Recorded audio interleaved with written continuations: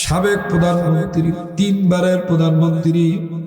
বাড়িঘরের ভিতরে আমরা টাইলস করি, যেই ফ্লোরে থাকি ফ্লোরটা টাইলস করি। আর ওনাকে যেখানে কবর দিয়েছে কবরের জায়গাটায় টাইলস ছিল, ওই টাইলস গ্রিল মেশিন দিয়ে ভাঙ্গা লাগছে। ড্রিল মেশিন দিয়ে ভাঙ্গা মাটি বাইর করে মাটির মধ্যে শোয়াইছে। কে কি দেখছে আমি ওইটা বুঝি নাই, আমি যেটা দেখে আমি ওইটা দেখে যেটুকু বুঝছি, আহারে 3 বারের প্রধানমন্ত্রী, তারপরও তার জায়গার টাইলসের উপরে দেয় নাই, মাটির মধ্যে দিছে। তাহলে আপনি আর আমি তো মেম্বারও না, আপনি আমি তো চৌকিদারও না, আপনার আমার কি উপায় হবে? তৈয়ার হইয়া বুঝা সৈন্য চলে কবরে যায়। বাবারে যদি কবরে যাওয়ার পরে শেষ হয়ে যাইতো, মাটি হয়ে যাইতাম, তাইলে তো বাঁচিয়া গেছিলাম। না না না, এরপরে আবার নতুন জীবন শুরু হয়ে যাবে, আর একটা জীবন শুরু হবে। আর ওই যে একবার জীবন শুরু হবে,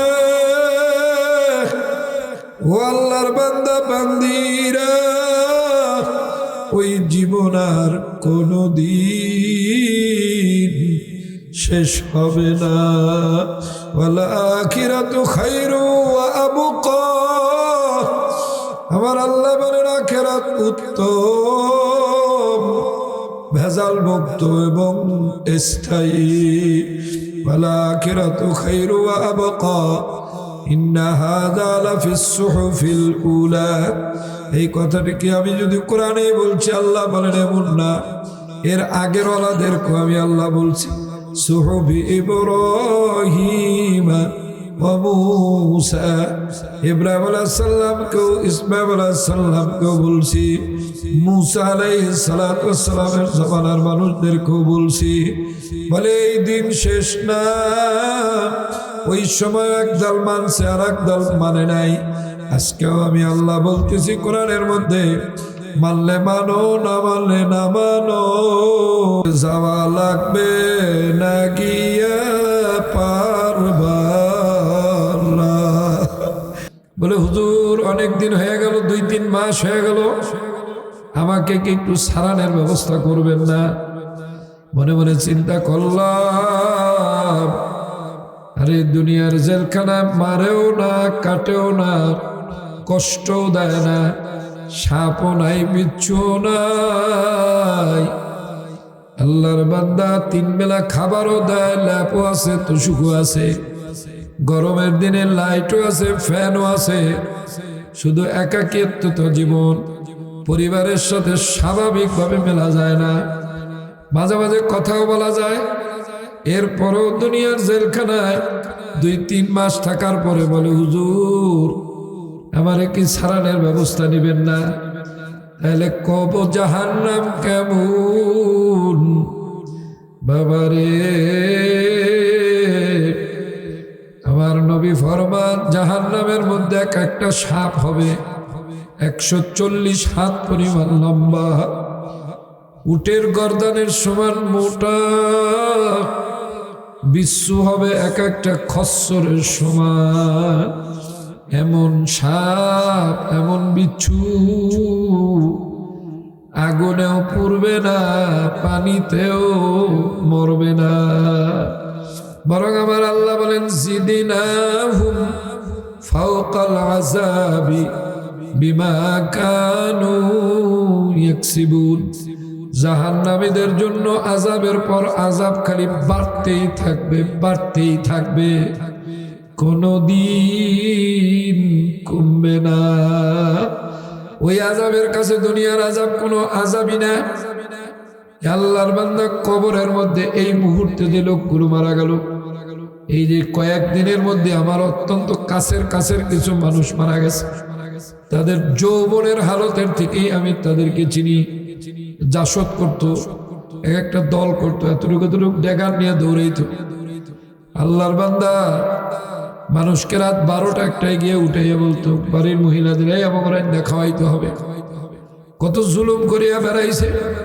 এর 3-4 জন লোক আমার চোখের সামনেই কয়েকদিনের মধ্যে মারা গেছে। তো জোয়ান হিসেবে না, বুড়া হইয়া। আর আমরা যখন শিশু তখন তারা জোয়ান, তাহলে এখন তারা কতটুকু বুড়া হইয়া মারা গেছে। চিন্তা করলাম আজকে কেমন হবে। কবর গিয়া খুইরে দেখেন, আরে এই লাশটা পচন শুরু হয়ে গেছে। কিছুদিন আগে কবরস্থানে গেছিলাম কবর জিয়ারত করার জন্য, গিয়া দেখি পাশে একটা ভাঙ্গা কবর।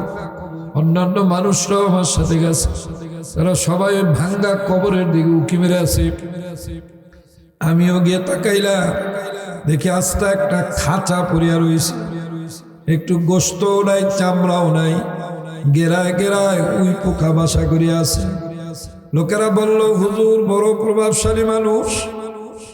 মনেরে দেখাইলাম, মন দেখ, প্রভাবশালী মানুষ।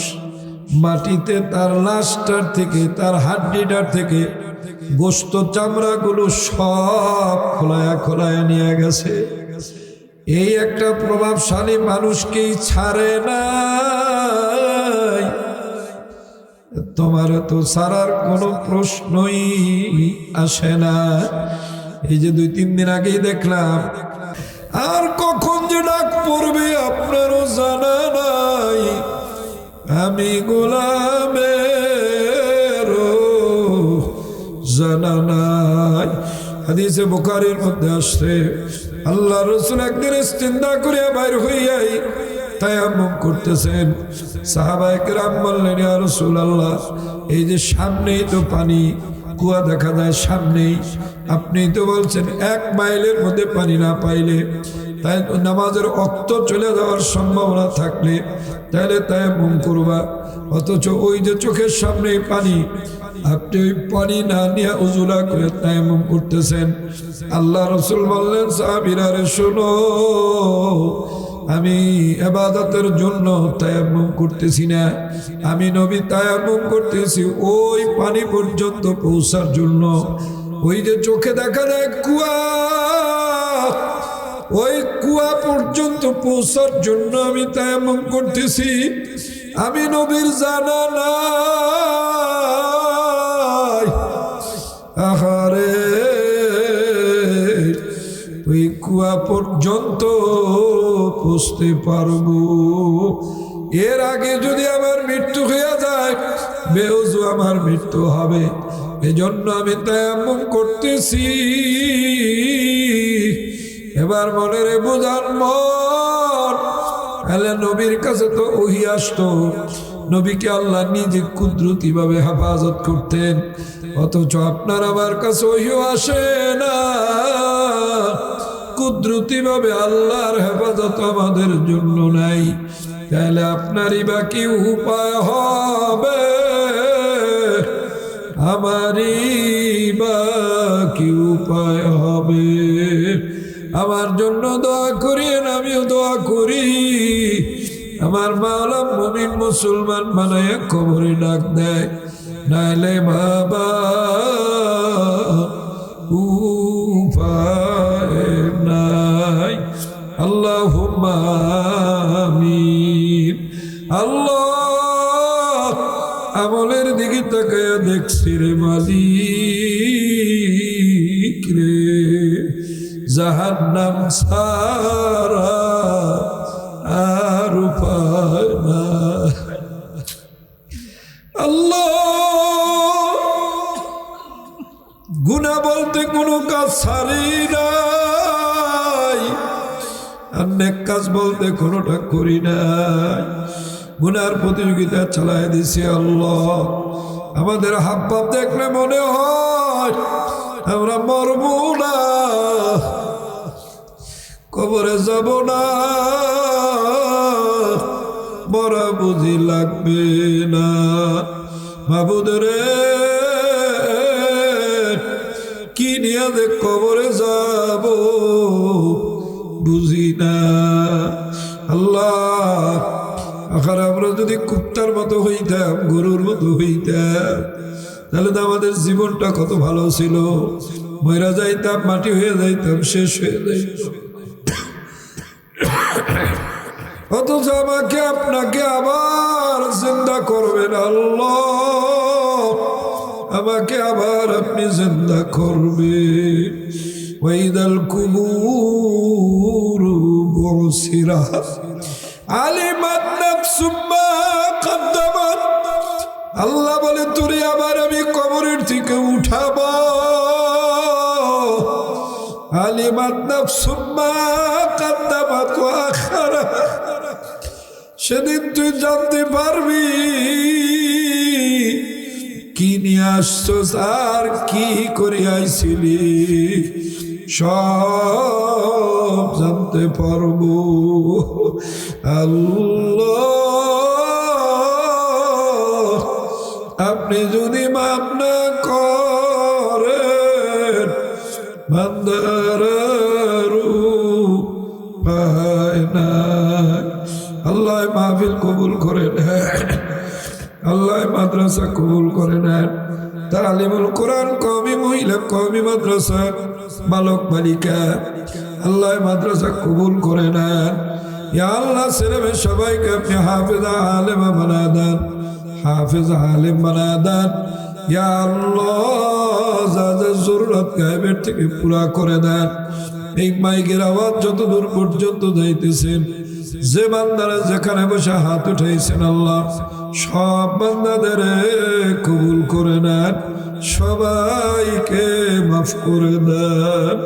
আল্লাহ এই শামসুল মাদ্রাসা সহ আশপাশে যত মাদ্রাসা কওমি আছে আল্লাহ সব কবুল করে নেন। আল্লাহ এলাকার ঘরে ঘরে আলেম বানায় দেন আল্লাহ, এলাকার ঘরে ঘরে হাফেজে কোরআন বানায় দেন আল্লাহ, এলাকার সব মানুষগুলোকে পাঞ্জে গানা নামাজি বানায় দেন আল্লাহ। দুনিয়ার বুঝ আপনি আমাদের যেমন দিলেন, আখিরাতের বুঝ তেমনি বোঝার তৌফিক দেন। আখারে ঠান্ডা লাগছে, কম্বল লাগবে বুঝি, কবরে যে কাপড় চোপড় ছাড়া 3 কাপড় পেঁচায়া দেবে, ওই জায়গায় যে কি লাগবে বুঝিও না, জোগাড়ও করি না। আল্লাহ আপনি আমাদের বুঝতে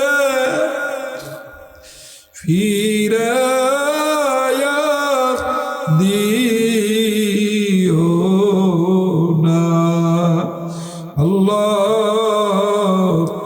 ইয়া আল্লাহ অনেক বিদেশি প্রবাসীরা দোয়া চাইছেন আল্লাহ, সবার জন্য দোয়া করল্লাহ। আমাদের মাঝে অনেকের আব্বা আম্মা কবরে চলে গেছেন আল্লাহ, সব বান্দাদের জন্য দোয়া করলাম। জানি না কার জন্য জীবনের শেষ মোনাজাত, যদি এটা জীবনের শেষ মোনাজাত হয় মুমিন মুসলমান বানাইয়া কবরে ডাক দিয়ে, মালিক রে কবর দেখলে বড় ভয় লাগে। কত মানুষের জানাজা পড়লাম, কত মানুষের জানাজা ফরাইলে, কত মানুষের কবরে রাখলাম। আরে কোন দিন যেন খাটিয়া আমার ঘরের দুয়ারে দাঁড়ায়া যায়, একবার খাটিয়া চলিয়া আসলে রে আর ফেরত দেওয়া হবে না। আল্লাহু আল্লাহ সাল্লাল্লাহু তাআলা আলা খায়রি খালকিহি মুহাম্মাদিন ওয়া আলিহি ওয়া সাহবিহি আজমাইন ওয়া রাহমনা মাহুম বিরহমাতিকা ইয়া আরহামার রাহিমিন। আসসালামু আলাইকুম ওয়া রাহমাতুল্লাহ।